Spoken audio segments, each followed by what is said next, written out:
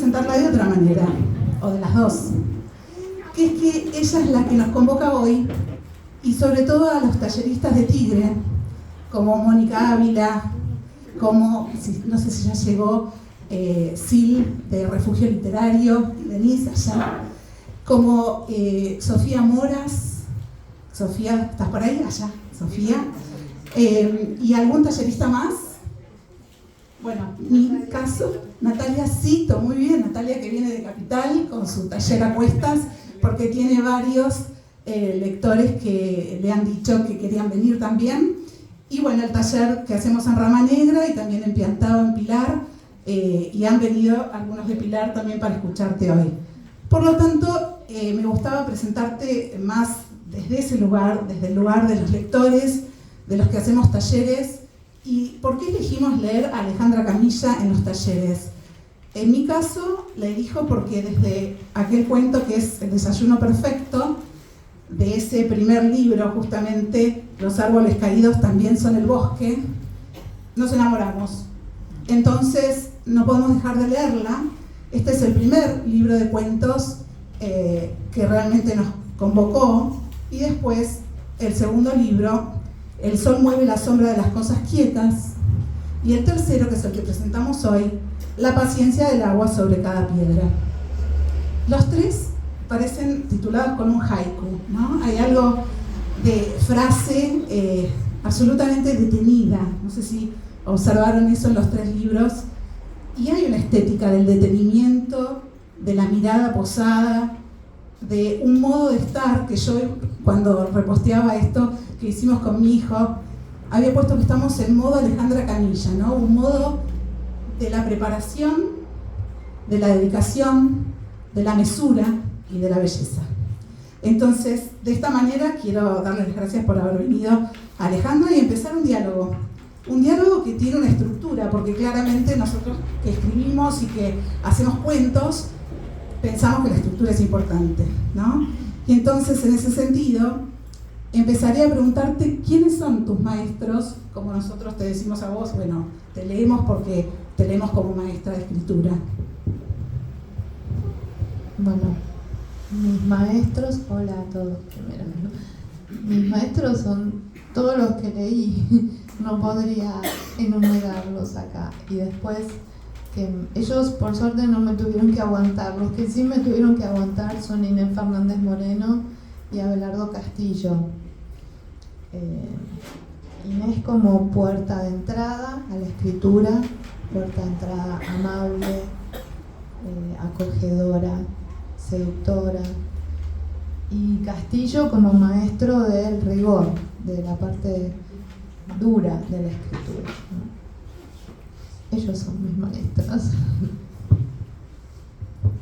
Y justamente si vos hablás de distintas formas de ser, distintas formas de escribir, ¿qué sentís que cada uno te dejó? Porque de Abelardo hay algo muy particular que es esa serie de preceptivas, ¿no? Su decálogo, el cuentista que todos leímos también como gran maestro de cuentos.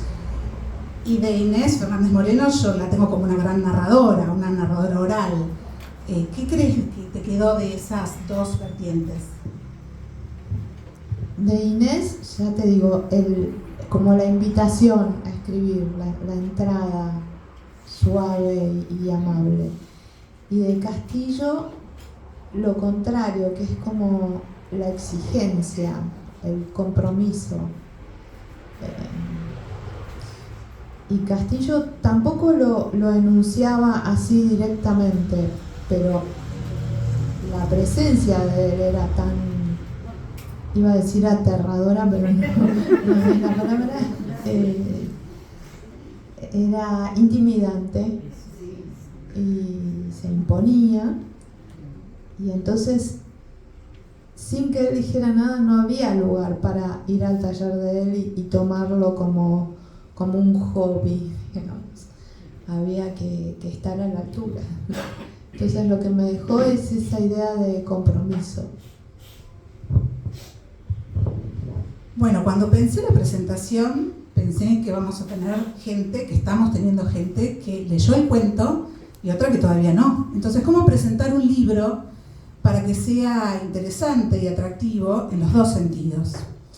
Y en ese discurrir, pensar, dije, bueno, vamos a compartir el principio de algunos cuentos, ¿no? ¿Cómo comienzan estos textos para que el que no leyó se enganche y el que ya leyó se acuerde de cómo siguen y sonría conmigo? Sola, el primer cuento del volumen. Toda la oscuridad del mundo cabe en una habitación pequeña, porque la oscuridad no deja intersticios como dudas. No distingue entre rincones o espacios abiertos.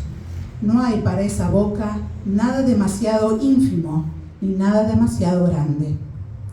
Es de lo que no tiene medida, como Dios o el miedo. Esa noche Eva abrió los ojos y fue como si no lo hubiera hecho.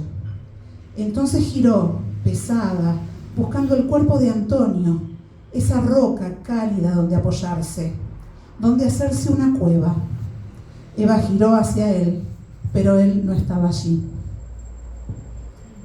Un clima que intriga, ¿verdad? Que ya nos deja pendientes, ese espacio para la duda, para la expectativa y para el disfrute, porque cada palabra se saborea. Yo le quiero preguntar a Alejandra, ¿por qué escribís? ¿Es la literatura esa roca cálida donde apoyarse? Qué linda imagen, sí, es como una roca, porque es dura también. No es, es un lugar donde apoyarse, pero no es un almohadoncito. ¿Por qué escribo? Creo que en el fondo porque no sé hacer otra cosa. Y esto dicho en el sentido más profundo, escribo desde siempre. Es como algo natural en mí. Y si no pudiese hacerlo, no quiero ser dramática, pero siento que me moriría, que no sé si me moriría, dejaría de ser en gran parte. Es lo que pasa en el cuento. Qué casualidad. Por eso cuando lo leí, yo sentí que había algo que estaba hablándonos de ese espacio donde uno puede apoyarse y sentir que, a pesar de que es duro, siempre hay un fundamento, ¿no? Un soporte, algo donde pararse y poder ser. Vamos al segundo cuento. El mono. Es la hora en que el sol inunda la galería. Y ya terminamos las tareas. Entonces nos sentamos. Él sube los pies a la silla, igual que yo. Somos parecidos. Pero sus dedos negros agarran el borde del asiento y los míos son cortos, no agarran nada. La línea de su espalda no se interrumpe como la mía, en la cintura o el cuello. Como si yo estuviera hecha de partes y él fuera un todo. Adelanta la cara como si la metiese en la luz blanca del sol. Cierra los ojos y ahí se queda. La mandíbula inferior sobresale apenas y los pelos cortos del mentón parecen blancos. Su cara brilla negra. La mano cuelga larga del apoyabrazos. La mía se ve pálida y débil. Sus manos y sus pies son casi idénticos. Me gusta mirarlo. Es como si siempre descubriera algo, de él o de mí. Adelanto la cara para meterla en el sol. Cierro los ojos y ahí me quedo. El día que se está yendo ha sido bueno. Después se viene la noche. Para la escritura, ¿necesitas poner el cuerpo? ¿Pasa por el cuerpo tu escritura? ¿Cuál es el trabajo con el que pensás esos movimientos? Esa textualidad que a veces se hace carne. Me da la sensación que la pregunta en sí tiene implícita ya como una dualidad, ¿no? Que yo no siento del todo. No puedo hacer nada sin mi cuerpo. y escribir menos que menos. Mi cuerpo está muy comprometido. Y de hecho también me gusta cuando los lectores me dicen que su cuerpo está comprometido en la lectura, que les pasan cosas en la lectura. Bueno, y más en este cuento que es muy físico, ¿no? Pero salió de un lugar que no tiene que ver con el cuerpo.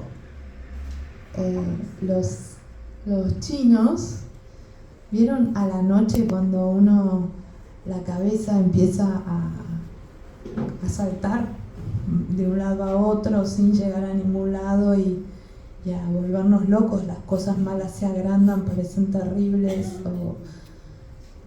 Los chinos a eso llaman mono loco, porque es como saltar de un lado al otro sin llegar a ningún lado y me encantó esa imagen. Y era en una época yo no podía dormir porque tenía un mono loco en la cabeza, entonces puse ese mono afuera, un mono que es amable durante el día. Vieron que la cabeza parece más dócil durante el día y de noche se vuelve loca, ¿no? Bueno, puse al mono loco de mi cabeza afuera.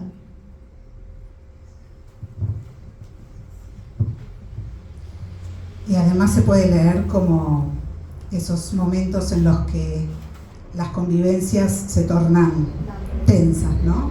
Se puede leer desde ese lugar. De hecho, nos pasó algo en el taller muy interesante, de contar una historia y después leer el cuento y no poder creer la simetría. Hay muchos animales en tus textos. Este no lo voy a leer en particular, pero lo voy a mencionar. La pregunta de Rawson, donde hay dos perros que hablan. No solo hablan, sino que además filosofan, ¿no? Que eso me encanta. Y sí voy a leer un pedacito del último, donde hay un gato que habla. Una gata. Entonces, hay un diálogo entre los cuentos también. Hay muchos diálogos entre tus cuentos. Y no solo en este libro, sino en los anteriores. Que me encanta. Ese trabajo de obra que no es solamente el cuento, ¿no? Sino que es algo que vos venís diciendo. Por eso yo insisto en El desayuno perfecto, que fue el que nos enamoró del primer libro, y desde ahí no dejamos de leerte y de recomendarte, porque tiene algo que ver con todo lo que vino después. O sea, no hay mónadas, no hay aislamiento, sino que hay diálogo, ¿no? Muchos lazos para trenzar. Se llama Sakura. Me voy a poner los anteojos, porque estoy haciéndome la guapa y ya no tiene sentido. El miércoles les dije a mis talleristas, y el martes también, a los de Rama Negra el martes y a los de Piantao el miércoles, que fueron mis primeras clases con anteojos, así que lo tengo que asumir. No me pongamos excusas, hay que asumirlo.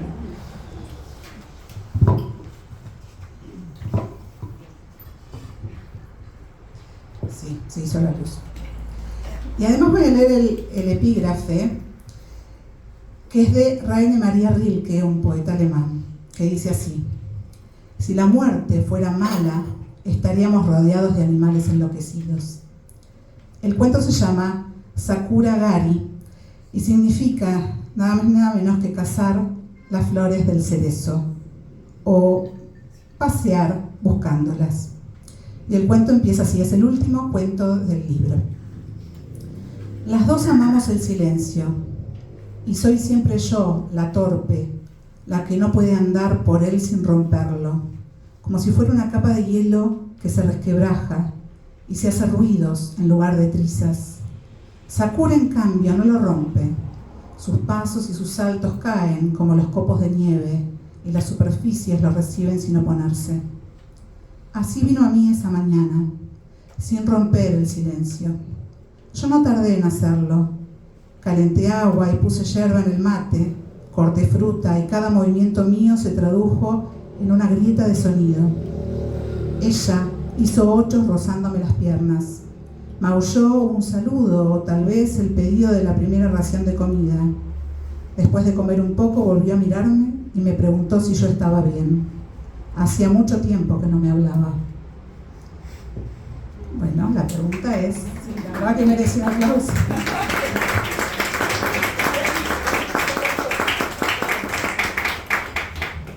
La pregunta va por los animales, obviamente, ¿no? ¿Cuál es tu vínculo? ¿Cuál es esa asociación que vas haciendo con el estar, el observar, el escuchar y esa convivencia con los animales? Sí, me preguntan mucho por los animales y la palabra que elegiste me parece que es la adecuada, convivencia, porque me parece raro también que llame la atención porque convivimos todos con animales, con árboles, con la naturaleza, ¿no? Tal vez hasta ahora de un modo más inconsciente, pero últimamente tomando algo de conciencia, ¿no? Y igual estos animales, como les conté del mono, algunos son metafóricos, digamos, o no tienen que ver con animales del todo. Sakura no, es mi gata, habla y me enseña muchas cosas. Y a veces son buenas referencias los animales, ¿no? Hay un cuento en el que hay un señor que tiene una maderera, Leiva, y busca una referencia para medirse. Y por ejemplo dice que un árbol es una buena medida como referencia contra un hombre, no así una montaña o un río o algo más. Ahora me invitaron a una charla en la Feria del Libro sobre animales en la literatura y la palabra que usaron me encantó para llamar a la mesa. Hablan de parentescos y creo que hay algo de eso. Los animales son nuestros parientes, son nuestra familia.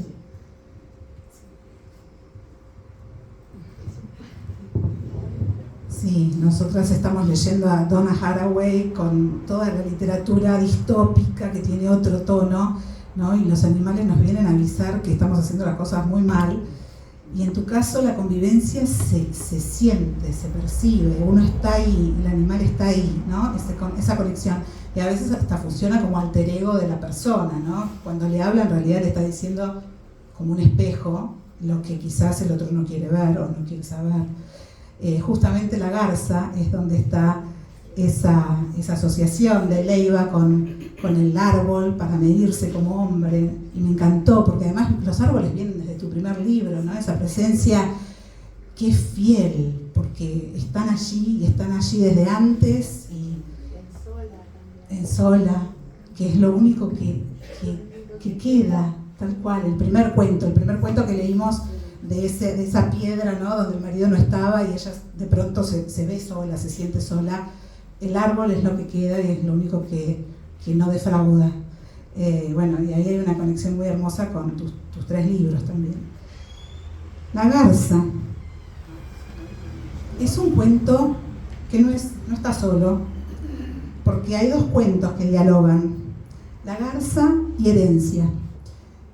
Y yo voy a leer mucho de este cuento, no voy a leer solo el principio, porque hay algo que me enamoró, casi como Jáuregui de Leiva, sin querer. Y hay algo de la garza, no sé en qué orden los escribiste, primero la garza y después Herencia o al revés, pero nosotros los leímos al revés en el taller. Primero la garza y después Herencia, pero cuando estaba escribiendo la garza apareció Herencia, ahí empezó a ocurrir, digamos. En el taller, como buscábamos de todos lados, de las piedras, tus cuentos, encontramos Herencia en las 12 de página 12, verano 12. Entonces primero leímos Herencia y después nos enteramos cuando salió este libro que había una precuela, ¿no? Entonces la emoción de conocer más a Leiva y a Jáuregui, que son los protagonistas de ese cuento. Son cuentos enlazados y antes de leer te quiero preguntar, ¿puede haber algo de novela, de semilla de novela en estas historias? ¿Me contás un poco? Porque para mí los personajes tienen más vida, ¿no? Como que pueden seguir. Sí, son parte de un sueño que tuve en algún momento de hacer algo como Winesburg, Ohio, que son todas historias que ocurren en un mismo pueblo. Pero después, como me interesa la idea que vos misma mencionaste de obra, de que los cuentos no funcionen por separado, tampoco los libros, sino que todo dialogue y todo forme un corpus como sin grietas, ¿no? O con las menos posibles. Entonces decidí ese sueño de Winesburg, Ohio, ir intercalándolo donde hubiera un espacio. Y ahora entraron estos dos. Entonces vamos a seguir leyendo sobre Jáuregui y Leiva. Bueno, se va armando la novela que no es novela.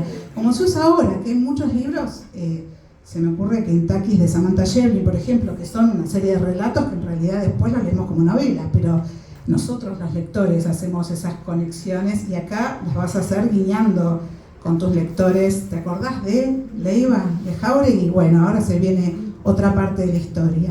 Yo les voy a leer mucho de este cuento porque realmente es maravilloso. Está dividido en 3 partes, La Garza, porque en realidad está trabajando lo que en los talleres mencionamos como focalización, ¿no? O sea, desde qué punto de vista se cuenta. Entonces por eso también te leemos, porque nos das clase, ¿no? O sea, los 3 fragmentos trabajan ese ejercicio de la focalización. Leiva. Cuando terminó de hablar, el doctor Corradini levantó una mano para tocarle el hombro a Leiva, pero llegó tarde. Leiva levantó antes la suya para estrechársela al doctor, que lo miró a los ojos.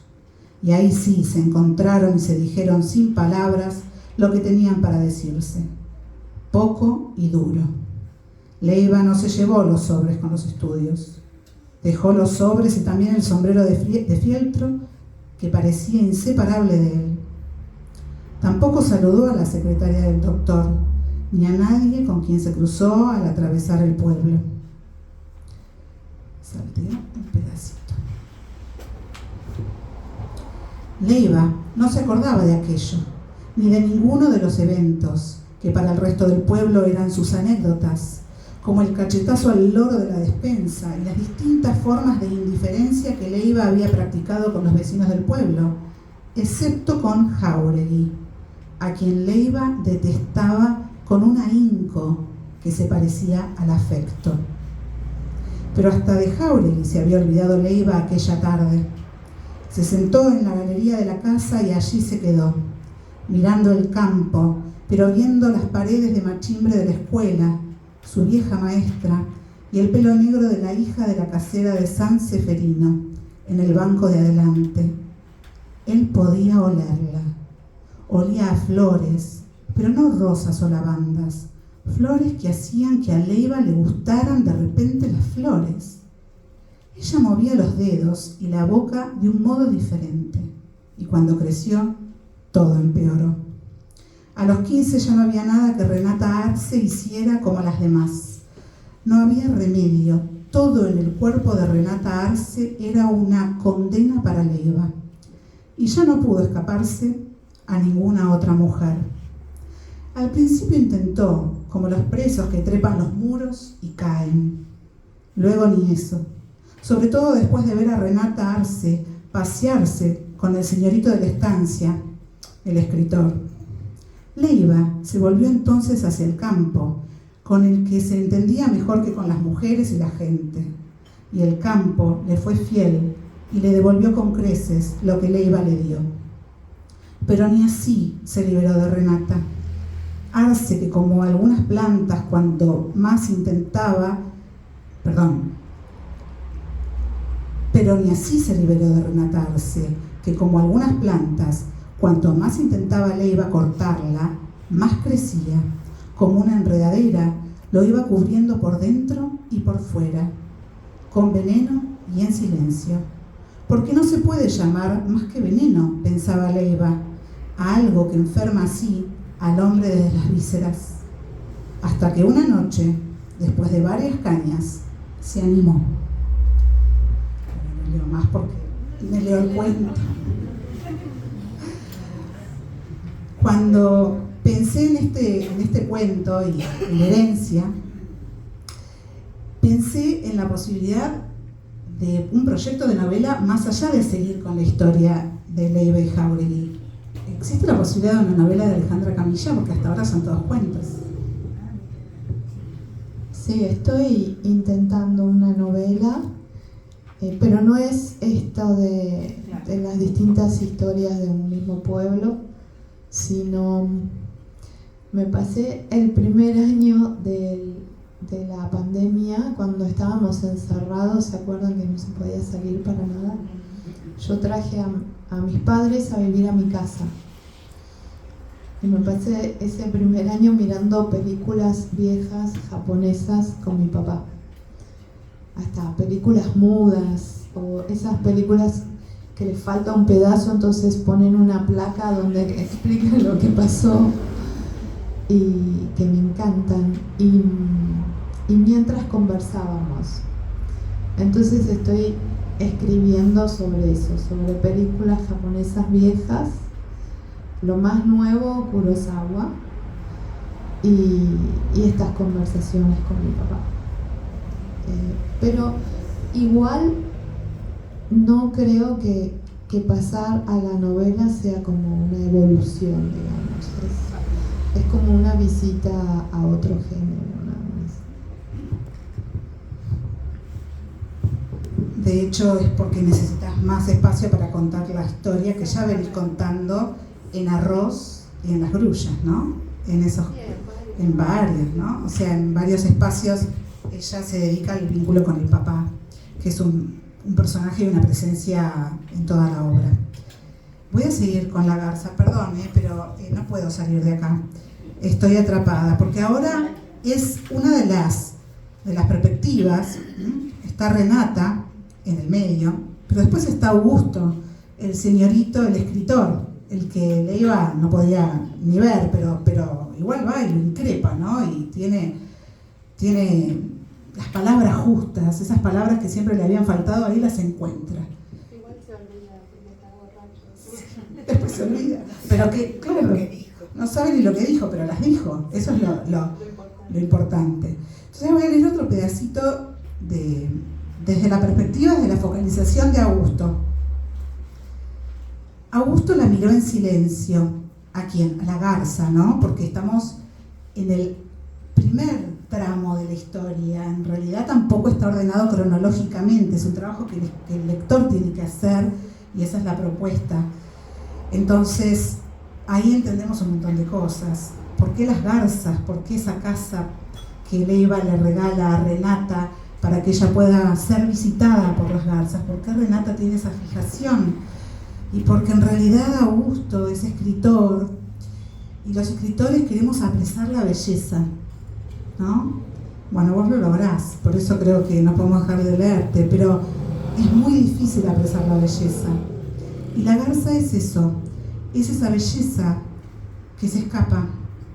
Y Augusto no tiene la paciencia de Alejandra Camilla, la quiere ya, y entonces apela al todo o nada. Entonces la mira en silencio, un tiempo quieto, con la cabeza entre las manos. La miró hasta que ya no necesitó mirarla para verla. Escribió un párrafo que borró, y otro, y borró de nuevo. Sentado en la silla de madera de su padre, vio frente a él el cambio de colores del cielo, del celeste luminoso con nubes, todas diferentes, a una mezcla enloquecida de anaranjado y violeta y azules oscuros y extraños. Vio a la garza levantar vuelo sin dejar tras de sí nada, llevándose consigo la posibilidad de la belleza, de lo que es verdad y por eso es bueno. Esa noche no cenó. Después de todo había tenido algo en qué creer, la posibilidad de escribir, y bastó un intento como un disparo para hacerla desaparecer. La posibilidad con la que Augusto había vivido y dormido 30 años, aquello con lo que uno vive y sobre todo sobre lo que va apoyando sin saber las horas se vuelven a la larga y en silencio una forma de fe. ¿Es la literatura una forma de fe? ¿Es el arte una forma de fe? Sí, creo que sí. Sí, la relación que hay que tener con la belleza creo que es una forma de fe. Sí. Qué breve y qué conciso y qué verdad, ¿no? Qué verdadero. Y cuando él no pudo, no lo soportó, ¿no? El tema de la frustración, de la página en blanco, de esos intentos que a veces no cuajan, ¿no? Que hay que volver a empezar la receta de cero, porque no va a quedar nunca bien si seguimos por ese lado. Entonces, quizás la pregunta después de esta lectura es: ¿cómo sentís que un cuento está y que lo puedes dejar volar como la garza? Muy pocas veces siento eso. Viste que Borges decía que hay que publicar para dejar de corregir. Y yo tampoco no leo no ojeo mis libros, porque si no estaría corrigiéndolos y seguiría con el primero todavía corrigiéndolo. Nunca están terminados. De hecho, te tengo que confesar que cuando los talleristas y yo ya habíamos leído Herencia y después teníamos el libro, esa clase, todos tenían el texto bajado de internet, ¿no?, de Herencia en su celular, porque todavía todos no habían comprado el libro, acababa de salir, y yo leía la versión del libro. Y entonces nos encantó encontrar los cambios que vos hiciste. Nos sentimos que de pronto habíamos entrado en la cocina de Alejandra Camilla con la gata, ¿no?, y que habíamos empezado a descubrir que sí había hasta ese punto un trabajo de corrección, porque el cuento era perfecto ya en su primera versión, y había un trabajo minucioso del detalle, de hasta a veces trocar una frase, simplemente el orden, ¿no? Y a veces un agregado, incluso sacar un adjetivo. Bueno, nos dedicamos una clase a ver estos cambios y a entender, a pensar, a meternos en tu cabeza y a intentar descifrar por qué habías hecho el cambio, ¿no? Y nos encantó hacerlo. Vamos a un cuento que me generó mucha... Bueno, no quiero decirles lo que deberían sentir, así que nada, léanlo, El baño. Pero sí es un cuento fantástico, ¿no? Que no todos lo terminan siendo, siempre hay algo del orden de lo misterioso, pero este es fantástico. Para los talleristas es un dato, ¿no? El baño. La despertó el ruido que ya había dejado de ser. Un auto que había pasado, o no, atravesaba la noche real, u otra, tal vez. Le costaba dormir, y el té de tilo y la valeriana no servían más que para evitar algunas de las vueltas en la cama, pero no la mantenían dormida. Como si no llegara al centro del sueño, sino apenas a los bordes, y ahí, en el borde, durmiera acurrucada, con miedo a caer. ¿Qué pasa con la tensión entre la luz y la sombra en tu literatura?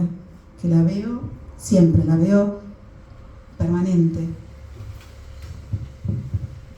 Me encantan estos diálogos con una lectora sagaz.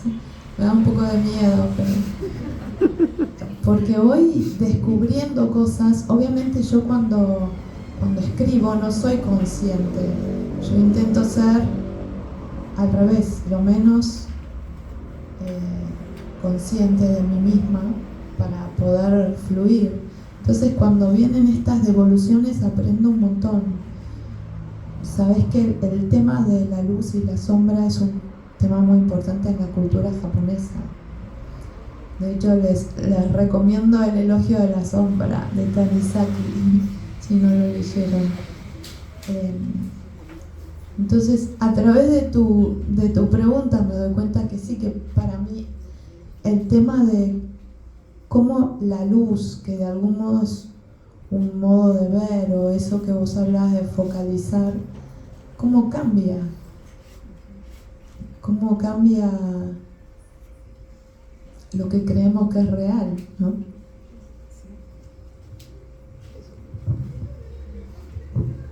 A mí lo que me genera como lectora es que uno en general cree que puede estar en la luz o en la sombra, pero en tus cuentos se va por los dos espacios o por las dos sensaciones en paralelo o en capas, ¿no? Y eso me parece muy particular, que no siempre se encuentra y que me parece que por eso cautiva. Siempre está la sospecha de que hay otra cosa debajo, ¿no? Y acá es evidente, pero en todos los relatos está eso detrás de cada palabra. Y además yo encontré a Lejana de Cortázar en este cuento. Hay un diálogo a veces con algunos cuentos de Cortázar, que es mi otro cuentista favorito, y bueno, en este particular, y así lo trabajaremos en los talleres, les voy avisando a los que están acá, en diálogo con otros cuentos. Y después viene Herencia. No sé cómo estamos de tiempo, porque yo podría estar horas y quiero saber un poco... 8 menos 10. 8 menos 10, perfecto. Herencia es la continuación de La Garza, de este cuento de Leiva y Jáuregui. Voy a leer nada más el comienzo. Ya estaban en el alambrado cuando un relámpago, como salido de la furia misma de Jáuregui, partió el cielo negro como un rayo de luz, y un temblor subió desde sus pies hasta su corazón. Ni siquiera entonces levantó la vista. Daba paladas junto al poste sin dejar de mirar la tierra. La tierra. ¿Por qué otra cosa podían pelear dos hombres como aquellos si no era por una mujer o por un pedazo de tierra? Y este principio es mágico porque ya muestra la frontera, ¿no? Esa frontera que se abre, como después dice, como una serpiente, ¿no? A ver si encuentro el pedazo, como un pedazo de tierra estrecho y largo como una serpiente. Y además la serpiente es una figura que viene a causar conflicto, ¿no? A meter la idea de la disputa, ¿no? Y me parece que ya nos está poniendo en situación para la historia de Leiva y Jáuregui que terminamos de entender. Pero yo voy por otro lado con la pregunta. El deshacer mandatos de Martina, la hija de Jáuregui, a mí particularmente también Herencia me parece que es una manera de continuar La Garza sin bajar la vara para nada, porque lográs hacer un trabajo con Martina que es el trabajo que todas quisiéramos hacer. Todas las mujeres de estas épocas que nos vamos dando cuenta, vamos abriendo los ojos y nos queremos correr de ese pedazo de tierra, de esa disputa de hombres. ¿Qué pasa con los mandatos que también un poco aparecen en Arroz, en El desayuno perfecto, en un montón de cuentos? Bueno, ¿qué pasa con los mandatos? Mira, son todas personajes femeninos. En particular en Herencia, viste que uno de los temas es que ella no se da cuenta. No es, claro, no es como Desayuno perfecto, o no es una oprimida. Es alguien que se da cuenta de repente que pasaron 7 años de una docilidad exagerada y que se le está yendo la vida. Y tampoco había maldad por parte de la persona que teóricamente ponía el mandato ahí. Que de algún modo ella había tomado el mandato sin que se lo impusieran. Y el único modo de salir de ahí es con cierta violencia. En general mis personajes no son violentos, pero ella no tiene otro modo de salir de ahí más que con mucha violencia, mucha locura, ¿no? ¿Qué pasa con el mandato? Eso, que a veces solo se puede salir con violencia. Y no solo violencia. Sí, también. Pero eso es una violencia tremenda. Yo creo que lo que pasa con Desayuno Perfecto es que uno quisiera decirle que hay otra forma, ¿no? Pero ella no lo ve así. Entonces, en esa cabeza no solo es un desayuno perfecto lo que planea, sino que es un cuento perfecto, porque no hay otra forma de terminarlo. Por eso cierra de esa manera. No quiero revelar, pero vieron que es muy difícil. Y en realidad con este cuento, con el de Leiva y Jáuregui, con la herencia, lo que sucede es que Martina toma las riendas. Cuando vos la haces agarrar el caballo, toma las riendas. Entonces ahí, cuando el caballo es el que teme y ella ya no teme más. El caballo no quiere. No quiere y ella lo lleva, ¿no? De las riendas, y ahí vemos que ella es ahora Jáuregui, pero es Martina Jáuregui, ¿no? Es ella. No solo lo que el padre le ha dejado, que es esa obsesión. Hay una parte que también hablábamos muy conmovedora, cuando ella ve al padre en el lecho de muerte y le empieza a hablar con la obsesión de él. ¿Vos sabés que nos hizo acordar a Sancho y Quijote? Cuando Quijote se da cuenta de su locura y empieza a volverse cuerdo, y Sancho lo quiere sacar de la cama y quiere que vuelvan a andar por los caminos, y le dice: dale, Quijote, que nos vamos, ¿no? Y le habla con su locura, le habla como si lo que él hubiera imaginado fuera real. Y acá pasa lo mismo. Martina le habla a su padre con su obsesión, ya como haciendo la propia, ¿no? Se dan vuelta los roles y se está jauregizando, ¿no? Como santificando. Bueno, Las despedidas es un cuento muy perturbador. No voy a leer el principio, voy a leer otro pedacito que es casi la segunda parte, el segundo párrafo. Belle lucía hermosa, pálida y elegante, vestida de negro. Todos querían rodearla y entonces era como una piedra que cae en el agua y marca los círculos concéntricos de atención, o tal vez debería decir de adoración. Ella no iba a regresar y cada uno quería darle algo para que se llevara o pedirle algo para que dejara antes de irse. Cada gesto parecía importante, cada gesto brilló ese día como una joya, pero ya sabemos que las falsas brillan casi tanto como las otras. Las despedidas. Ya hablamos de cuándo dejas soltar un cuento, como La Garza, que dijiste, bueno, cuando ya hay que publicarlo, si no sigo corrigiendo. ¿Cuándo despedís la tarea de el armado del cuento, del libro de cuentos, quiero decir, ¿no? ¿Cómo armás ese ensamble de un texto con otro, esas relaciones, y pensando en tus otros? Porque yo sé que vos dialogás con tus libros anteriores, o sea, lo siento cuando te leo. Entonces, porque también es una forma de despedida, y me hace acordar a esto, de que estamos siempre pensando en que es la última, y de pronto no, me pongo a corregir otra vez. Yo que trabajo también en la parte académica, siempre tengo versión definitiva 2, versión definitiva 3, la verdaderamente definitiva, la final, ¿no? De hecho, se hicieron camisetas que sacaron los investigadores de CONICET para ya reírnos de nosotros mismos. O sea, y esto de las despedidas es exactamente eso. Me resonó en todos estos aspectos y pensé en el libro. ¿Cómo lo armás? Bueno, lo de las despedidas me hizo acordar mi hijo cuando era chiquito y yo lo tenía que sacar de un lugar, no sé, una calecita, por ejemplo, y me decía, otra vuelta, la última, y me decía, otra última. ¿Cómo armo un libro? Yo escribo de a cuentos, por supuesto, y hay una especie de ritmo interno. Hay un momento en el que ya siento que debe haber un libro y también siento como si fuese que quiero salir al encuentro de los lectores. Entonces ahí empiezo a ver qué tengo realmente, empiezo a juntar los cuentos, darle alguna forma, y lo que me pasó, sobre todo en este último, porque tengo el proceso más cercano, se arma como una forma completa, una especie de bola, pero hay algunos huecos.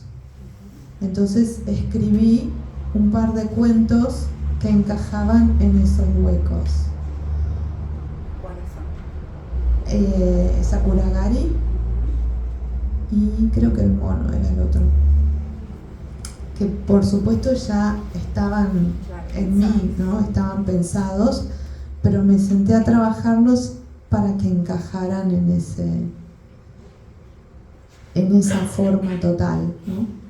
Que a su vez tiene que encajar en la forma total de obra, ¿no?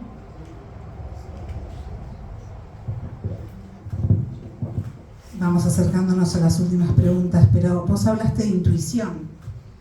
De intuición como una forma de comprensión, como una forma de entender algo que no pasa por lo racional y porque ya seguramente desde lo visceral sentís la necesidad de compartir, ¿no? Que es un poco lo que nos pasa cuando escribimos, que en definitiva lo que queremos es que nos lean o entablar una comunidad, armar comunidad. Y por eso quería presentarte desde ese lugar hoy, desde los lectores y desde los talleristas y de los que estamos siempre recomendando tus libros. Y creo que así llegaste a ser, en este marzo, leí que tus 3 libros están en la lista de más vendidos, los 3. O sea, no el nuevo, sino los 3 juntos como obra. Por eso esto de obra que vos pensás también funciona para los lectores, porque te van leyendo algunos de atrás para adelante y se va armando esta conexión. Voy a leer el último cuento yo, del principio, como siempre vengo haciendo, que es el anteúltimo del volumen, que se llama Kurokos. Han vuelto, es extraño. Cuando era niña podía verlos claramente. No es verdad que los kurokos de los niños sean pequeños. Ellos no cambian de tamaño, no crecen. Van, sí, perdiendo la nitidez de sus bordes, la negrura intensa y elegante de sus ropas. Esa especie de casaca larga, por debajo de la cual asoman anchos pantalones, un poco cortos, la negrura perfecta de sus guantes, de su calzado. Pero, ¿qué dice impoluto solo del blanco? El velo de los kurokos también es negro, pero traslúcido, para ver y no ser vistos. Fue un kuroko quien sostuvo mi bicicleta cuando mis padres aplaudieron que anduviera sin perder el equilibrio. Otro, o tal vez el mismo, quien me indicó el camino de regreso ese día que todos recuerdan porque me perdí. No lloraba, dicen. Fue en el bosque lilo y el sol estaba cayendo. Puedo saber que sonreían aún sin haber visto nunca sus caras. Yo jugaba con ellos. Creía que todos los niños lo hacíamos, aunque en realidad no pensara nunca en eso. Uno no piensa en lo que cree. Tal vez es por ellos que fui una niña solitaria. Tal vez gran parte de lo que soy es por ellos. La soledad. El primer cuento se llama Sola y este es el anteúltimo. Hay algo que atraviesa todo el volumen, todos los cuentos, pero no es una soledad triste. Es una soledad de ocio, pero en el sentido de la palabra original de ocio, otium, contemplación, observación. Y yo creo que acá es donde todos podemos estar de acuerdo, los que la leemos y la seguiremos leyendo, en que Alejandra Camilla nos viene a dar un momento de ocio como contemplación, absolutamente en contraposición con el ocio mal entendido de hoy, de llenarnos la cabeza de imágenes en un ratito de celular, porque tenemos un ratito y ¿qué hacemos? Abrimos el celular. Entonces hay algo de el ocio como observación, como contemplación, que está en ese detenerse, en esa pausa, y a veces en ese silencio. ¿Cuánto silencio hay en los cuentos? Por eso te voy a pedir a vos que leas este último, que es Las grullas de Hidemizu, ¿no? ¿Lo dije bien?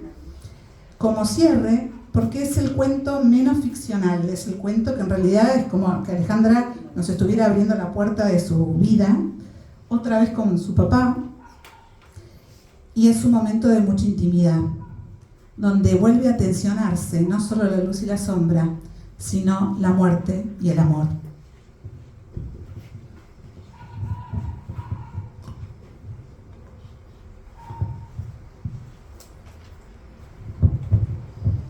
Bueno, las grullas de Hidemizu. Mi padre siempre lee echado en el sillón, tomando el libro por el centro con una sola mano. Siempre hay una taza de té en la pequeña mesa de madera. Pero hoy no, la mesita está vacía. Hoy toma una revista con las dos manos y no tiene la espalda en el sillón, sino encorvada, con la cabeza inclinada hacia lo que lee. ¿Qué estás leyendo?, digo. Me mira con tristeza, suspira y dice: traduzco para vos. Es un artículo que escribió el maestro Hamawaki Tetsunori de la escuela japonesa en Buenos Aires. Ese pájaro blanco, dice mi padre, abre los brazos. Es un pájaro grande. Lindo, dice, y me muestra un dibujo. Es una grulla. Cuenta el maestro que él es de la región de Hidemizu, a donde las grullas van cada año desde Siberia para irse de nuevo a finales del invierno japonés. Son monógamos, dice mi padre. Su grupo básico es macho, hembra y 2 crías. Para migrar van muchos y forman escuadras. Hace correr el dedo sobre los ideogramas y dice que cuando comen nunca dejan de respetar el orden, esperan. Mi padre levanta la vista de la hoja y me mira por encima de los anteojos. No como los carnívoros, dice con el ceño levemente fruncido. Las grullas se comportan de un modo que condice con los ideales japoneses. Entonces ellos las cobijan y cuidan, traduce. En Hidemizu hay un refugio, como si fueran jaulas pero abiertas. Allí hay un cuidador que cuenta a través del maestro Hamawaki y él a través de mi padre esta historia. Cada año llegan varias grullas heridas, la mayoría en las alas y las patas. El cuidador dice que vio a un macho echado contra una de las paredes de la jaula, como arrinconado. Lloraba. Tenía una pata herida. Frente a él, otra grulla gritaba algo que el cuidador podía sentir que decía: «Volvamos a Siberia». El tiempo pasó y la pata de la grulla seguía herida. Cuando llegó el momento de partir, el cuidador vio algo que dice que no va a olvidar. La herida de la grulla no había sanado y su compañera, frente a él, lloraba. Luego comenzó a gritarle, pero la grulla herida no se podía mover. El escuadrón partía. Las demás grullas levantaban vuelo y de a poco iban formando un dibujo en el cielo, pero estas dos no. Mi padre tiene la cabeza caída sobre la hoja, la suelta y se toma una mano con la otra. Los dedos de una mano se enroscan con los de la otra y él tira para mostrarme la fuerza que los une. El lazo, dice, lazo de amor. Sé que habla de mi madre. Lo dice en ese idioma secreto que hablamos. En este idioma de silencio no hay malos entendidos ni espacios ambiguos. Siempre creí que era parte del idioma japonés. En realidad no lo sé. Mi padre habla de mi madre en este silencio triste y yo respondo con un silencio piadoso. Mi padre habla de su amor sin decirlo porque el amor es acto o no es. El escuadrón partió y la pareja de grullas permaneció en el refugio. Una de las grullas quieta contra un costado, la otra llamándolo, hasta que finalmente resignada levantó vuelo y sola partió. El tiempo siguió como hace siempre y como hace siempre dibujó un círculo que trajo a las grullas de regreso. El cuidador dice que fueron bajando del cielo, entrando al refugio, y una volvió a la jaula de la grulla herida. Pasaron el invierno juntas y al volver a Siberia al año siguiente llevaban cría. Mi padre cierra la revista, la apoya en el sillón de mimbre, deja caer la mirada.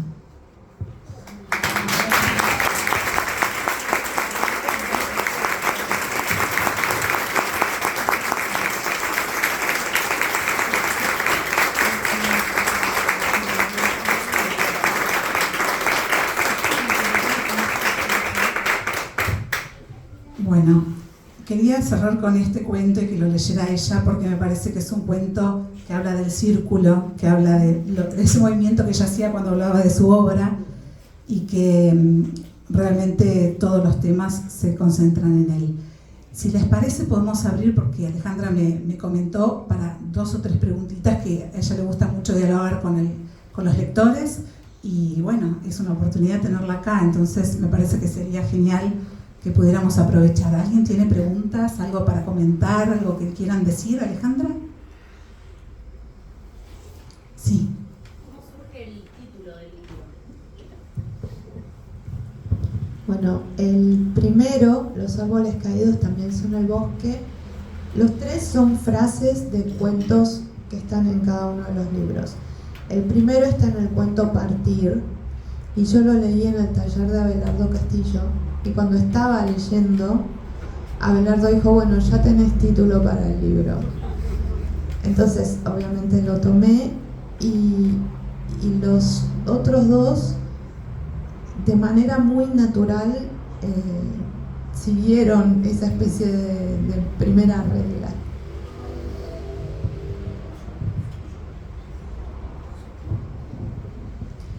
¿Quién quiere preguntar algo más? Tenemos varios que sé que han leído. No hacerte una pregunta, agradecerte porque cada cuento nos hizo reflexionar, yo creo, a todos los que estamos acá. Me encantó. Estamos acá en silencio y nuestra cabeza trabajando y trabajando. Creo que eso hay que agradecértelo. No, la agradecida soy yo. Me siento plena cuando usted dice eso, así que muchas gracias. Me ayuda a seguir escribiendo. ¿Alguien más? Yo quiero contar una intimidad del taller que tenemos hace como 5, este es el 6º año, ¿no? 6º año, que se sostiene con la misma gente y que cuando leímos El desayuno perfecto, que lo menciono mucho porque es el primer cuento que leímos y el primero del primer libro, ¿no? O sea, es fundacional.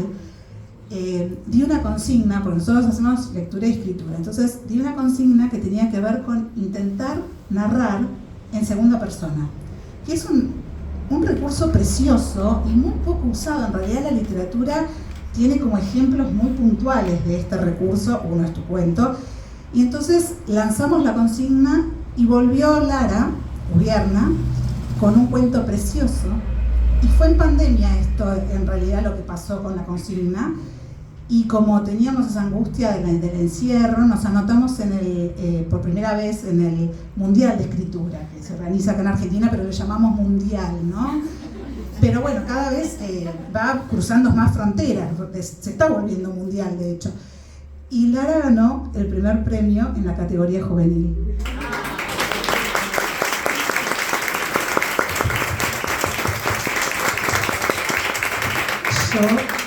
Yo tengo que decir que ese recurso despertó en Lara algo que ella, digamos, venía encontrando, pero que ahí caló hondo, que es esta voz, ¿no?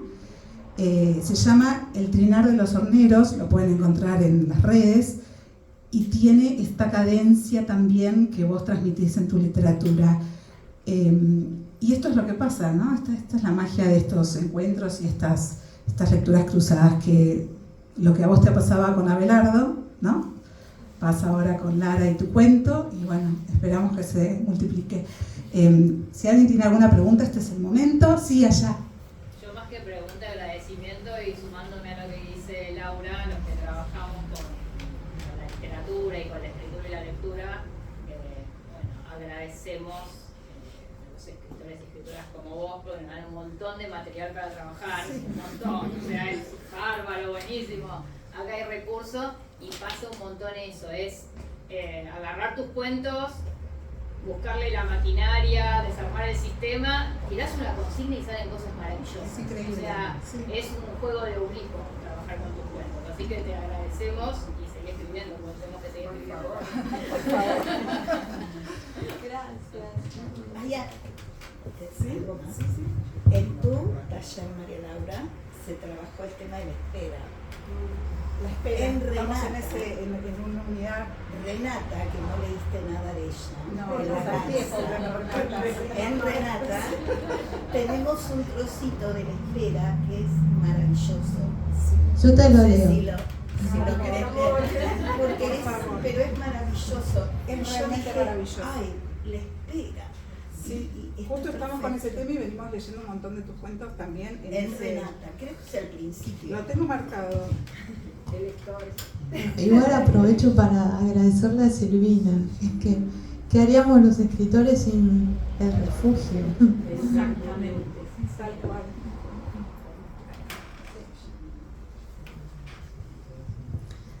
Cuando se echa a rodar una espera y no se topa con aquello que ansía, la espera sigue su camino. Cuesta abajo se acelera, cuesta arriba a veces muere. Copia la forma del terreno que no es otro que la vida. Y si la vida es completamente lisa, la espera continúa por siempre como una rueda que gira sola en el vacío.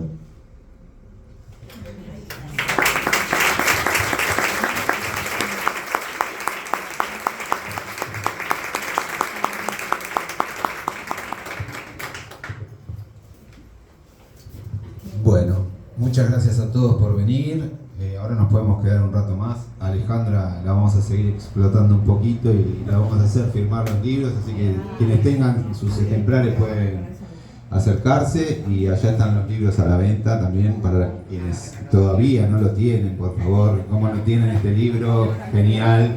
Y los anteriores también están a la venta. También un agradecimiento a Laura, que siempre colabora con el espacio, ¿no? Un espacio que se creó hace muy poquito y que de a poquito vamos alimentando con actividades que entendemos que en Pacheco no existían, digamos, hasta ahora, y la apuesta es esta, digamos, es una apuesta un poco arriesgada, por cierto, pero bueno, evidentemente hay un público que necesita esto y que no lo estaba encontrando, y bueno, se lo estamos presentando de a poco.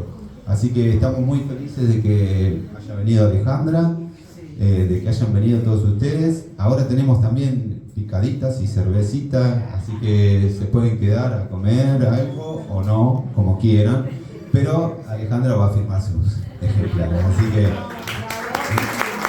se llevan una blusa también. Así que nada, muchas gracias Alejandra, muchas gracias Laura.